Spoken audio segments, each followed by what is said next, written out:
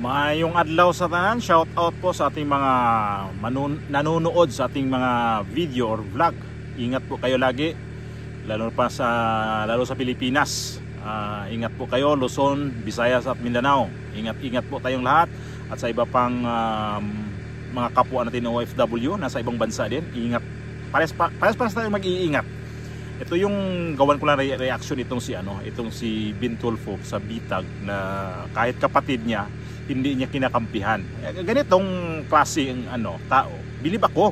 Kasi talagang nanindigan siya kapag mali ang nakikita, mali. Kasi nakikita kasi niya dito yung sa investigasyon sa flood control ay dawit din pala si Erwin Tulfo. Nag-ano na ngayon, nagka-bookingan na talaga kung sino yung mga nadadamay dito sa mga pangyayari ngayon sa flood control. Dahil si Erwin Tulfo pala pinuntahan din dito ng yung kontraktor na to na ang laking project sa gobyerno na ito rin yung nag-ano sa mga flood control. So mayroong ipapagawa si Erwin Tulfo daw at ito yung kontraktor na to ang kinuha sa kanyang staff at galit na galit itong si Erwin Tulfo sa itong kontraktor na to kasi di niya alam na itong kontraktor na to ay mayroon palang hindi rin magandang ginawa sa gobyerno. At itong si Bintulfo, nagkadina na ito eh.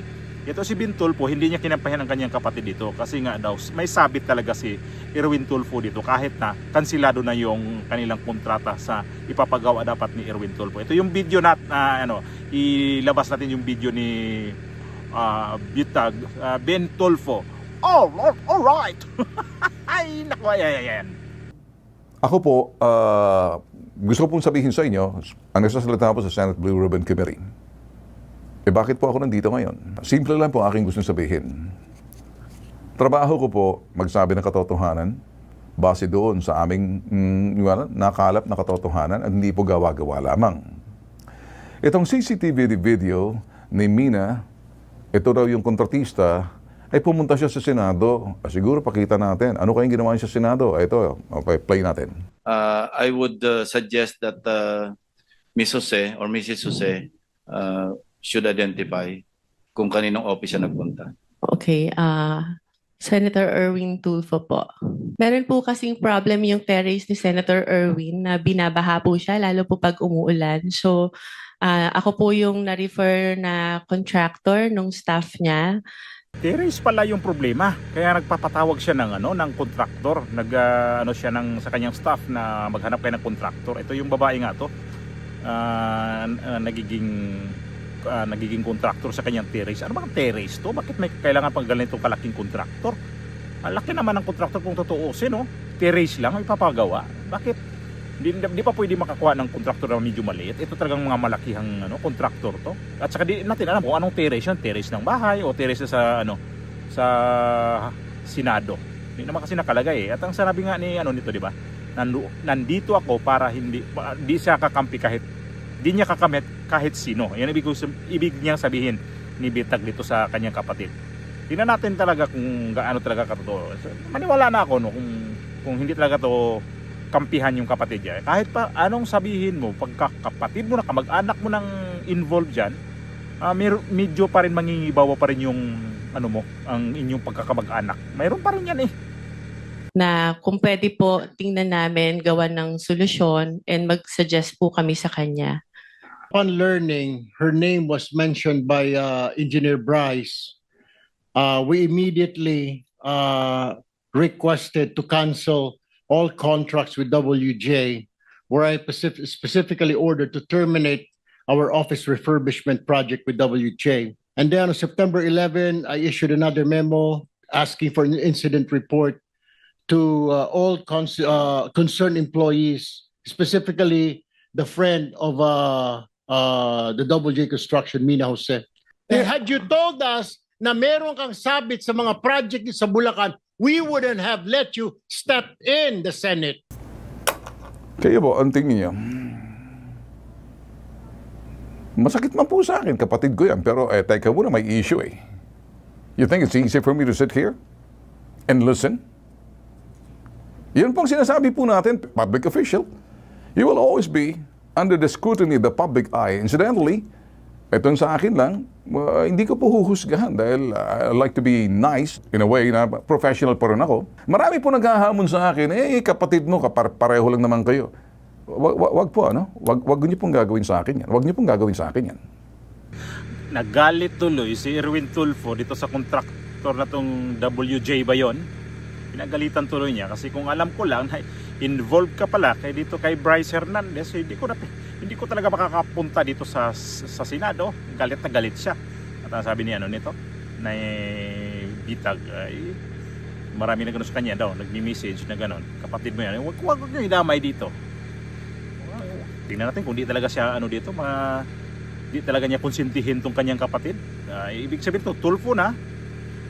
Tulfo, hindi pinagtanggol ni Tulfo. Ganyan yan. Tulfo na to, ha?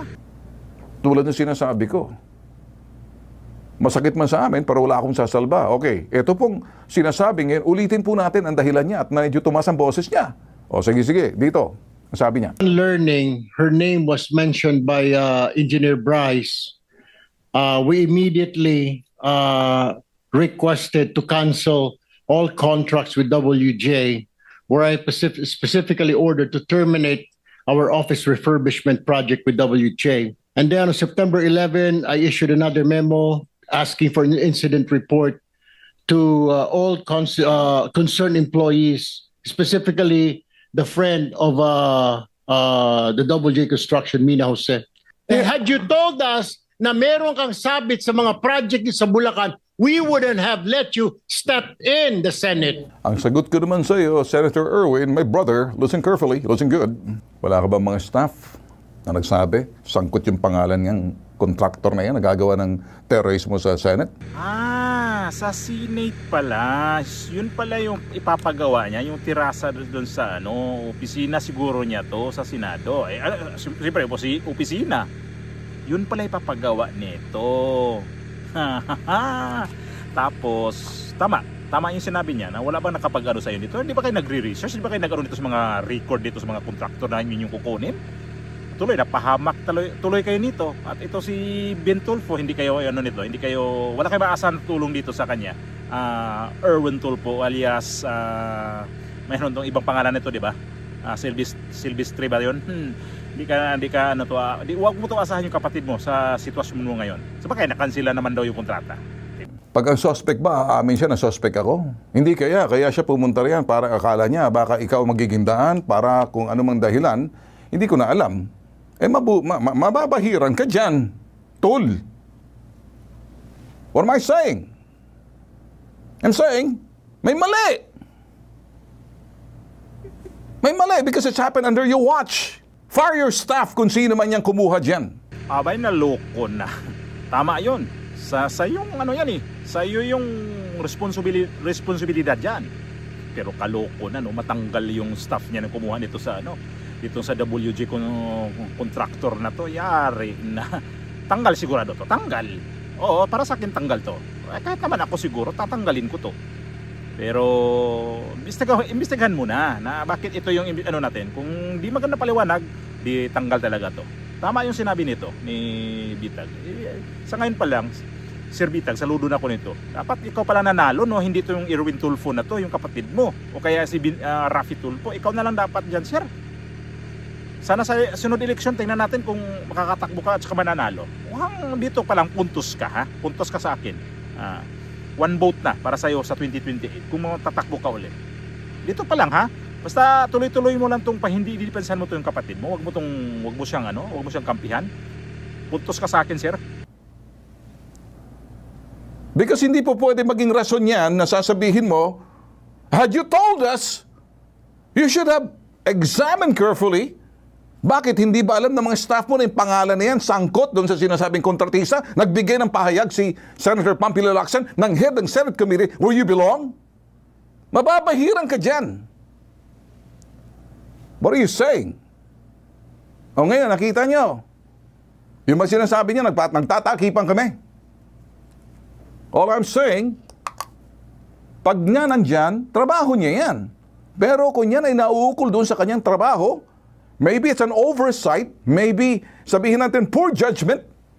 I will call it a poor judgment on you, Senator Erwin.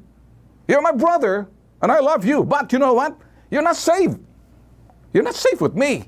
Because tulad ng ginagawa ko sa ibang mga senador na kasamahan mo, I'll do the same thing, the same yardstick, the same measuring stick. I will do it to you too.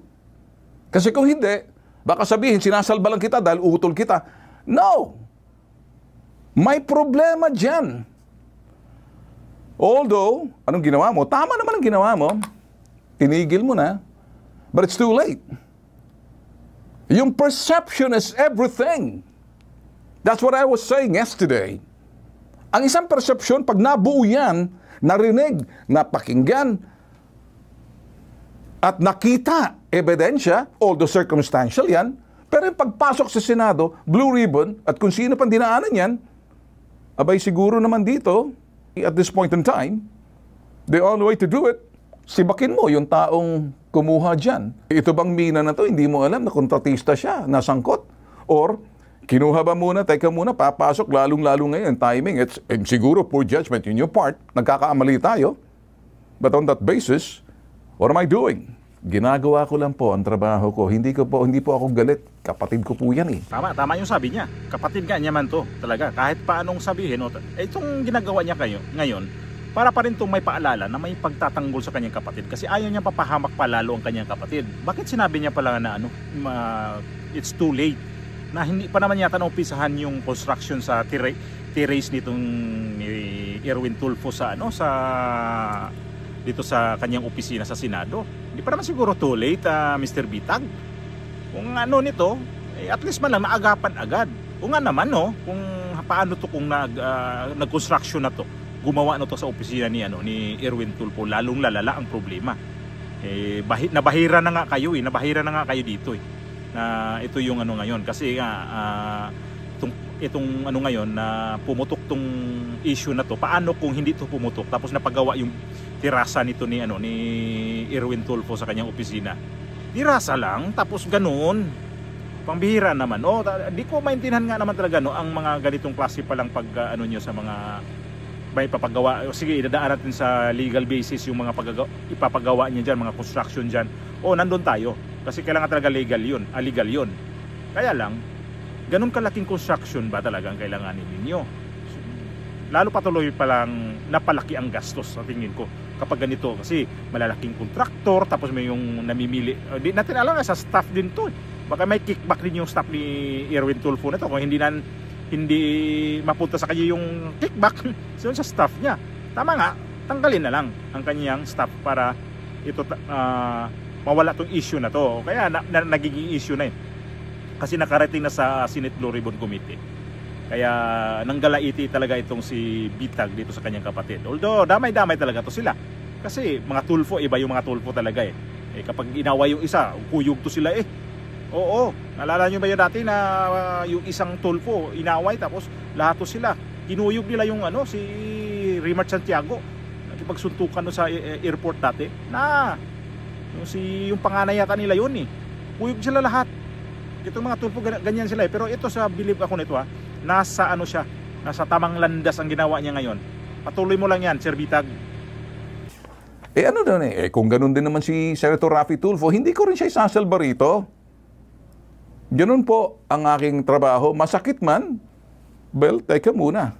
Sila po pinagsisilbihan ng taong bayan sa ilalim ng sinasabing tanggapan ng gobyerno at ang gobyerno papasahod sa kapan ng bayan. Ikaw ay public office as public trust. You must earn and make sure that perception is being erased. All those circumstantial evidence pa man yan. Hindi naman matibay na ebidensya yan. Kaya lang sa akin, sa poor judgment, that perception will stick there and there has to be, you gotta be able to do something with that. Dami ko pong natanggap na lahat ng mga text messages, lahat na kumbaga hindi ko lang sinasagot. Bakit? Anong gagawin ko? Why would I defend him? May mga abogado naman siya, nasa Senate naman siya. May mga staff naman siya. Pero pagdating dito, ibang trabaho niya, ibang trabaho ko. I do not have any issue with him. And the only thing is, that's what it is. I will not agree with what you're saying right then and there. Mag-uusap tayo. If I were to be, kung naging kasama mo lang tayo riyan, tatlo tayo, hindi, boboljacking ko kayong pareho Sayang lang, hindi kayo nagiging tatlong Tulfos na nagiging senador. Ngayon, naboljak mo pa rin kahit nandyan ka lang sa sa programa mong Bitog. Binuljak mo na rin eh. Hindi ba na yan buljak eh? Bilib na ako sa'yo. Kasi kahit pa nga daw si Raffy Tulfo kung napasama dyan, ganun din ang gagawin mo. Talagang babakbakan mo rin. Eh ako nga dito, ano na ako dito may kunting hanga na. Kunting hanga na ako dito sa'yo dito, Sir Bitag. Kasi talagang pinangangatawanan mo talaga na kakaiba ka nga talaga. Eh kahit naman ako noong nung hindi ka nanalo, noong yung resulta sa eleksyon, nakikita ko, sabi ko sayang din to kasi pumasok man lang yung ibang walang kwenta doon eh. Dapat ikaw na lang talaga. Eh kung tutuusin, kung pumasok man lang to si kung tutuusin, ikaw na lang pumasok kay nito ni kung hindi man lang pinalad talaga sila ni Vic Rodriguez. Itong si itong si Lito Lapid, dapat ikaw na lang talaga dyan kasi mukhang matino-tino pa. Eh si Lito Lapid, wala.